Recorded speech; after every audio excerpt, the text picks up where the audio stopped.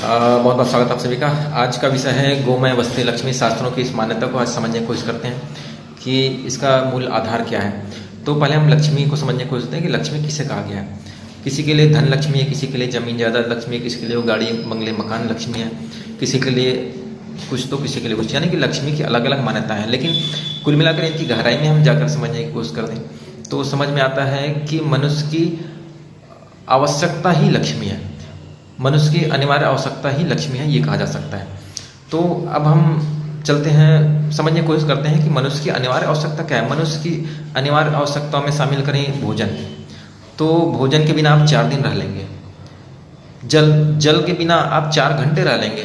लेकिन आपकी अनिवार्य आवश्यकता है प्राणवायु। प्राणवायु के बिना आप 4 मिनट नहीं रह सकते। तो अब हम चलते हैं गोमय वसते लक्ष्मी जो शास्त्रीय फार्मूला है उस तरफ। तो हमको पता चलता है कि जब गौ माता के गोबर को जब जलाया जाता है, उसका भस्म बनाया जाता है, तो उस भस्म में भस्म का जो रिपोर्ट है वो कह रहा है कि भस्म में 60% ऑक्सीजन है।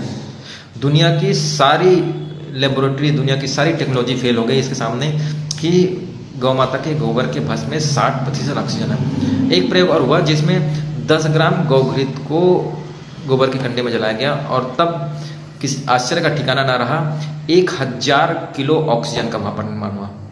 तो कुल मिलाकर हम बोल सकते हैं कि मनुष्य की अनिवार्य जो आवश्यकता है, मनुष्य की जो लक्ष्मी है वो है उसकी प्राणवायु। और जो शास्त्रों में जो बताया गया कि गोमय वसते लक्ष्मी, तो वहाँ पे उन्होंने इसी बात को इंगित किया था। लेकिन हमारा आज का आधुनिक विज्ञान यहाँ पर बहुत ही छोटी सोच रखता है, इसलिए उसको ये सब बातें समझ में भी नहीं आती। लेकिन आज वही विज्ञान प्रमाण दे रहा है कि गाय के गोबर में ऑक्सीजन है और गौघृत से जब हम आहुति देते हैं तो 1000 किलो ऑक्सीजन का निर्माण होता है।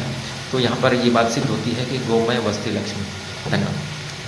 माता के जो चरण, जहाँ जहाँ चरण पड़ते हैं वो नीचे जल स्रोतों को ऊपर खींचती है। तो इसके पीछे का मैं एक साइंस आपको समझा दूँ कि देखिए होता क्या है, जब जहाँ गायों की संख्या बहुत अधिक होती है वहाँ गौ माता के गोबर गौमूत्र भी काफ़ी मात्रा में होते हैं। तो ये जब बारिश का जो जल होता है, बारिश में जब ये दोनों मिलते हैं तो ज़मीन के भीतर एक ऐसी लेयर ये तैयार करते हैं जिससे यदि ऊपर वातावरण में सूखापन आया तो नीचे से जल स्रोत ऊपर आएगा, और यदि नीचे सूखापन आया तो ऊपर से जल स्रोत नीचे जाएगा। मतलब समझिए रेन वाटर हार्वेस्टिंग का जो सिस्टम है उसी प्रकार ये कार्य करता है।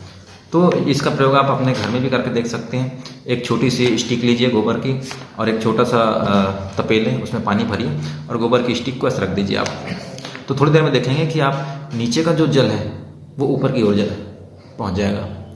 तो बस यही सिस्टम वहाँ पे भी होता है। धरती में, धरती का जल जैसे ही ऊपर सूखा हुआ तो धरती का जल ऊपर आना चालू होता है। प्रायः हम इस बात का अनुभव यहाँ पे भी हम देख सकते हैं कि जहाँ जहाँ जैविक खेती होती है वहाँ पानी की बहुत कम आवश्यकता होती है। तो इस प्रकार हमारे ऋषियों ने इसको गौ माता के चरणों में गंगा, कावेरी आदि नदियों की कल्पना की थी। वास्तव में ये भी पूरी तरीके से साइंटिफिक था।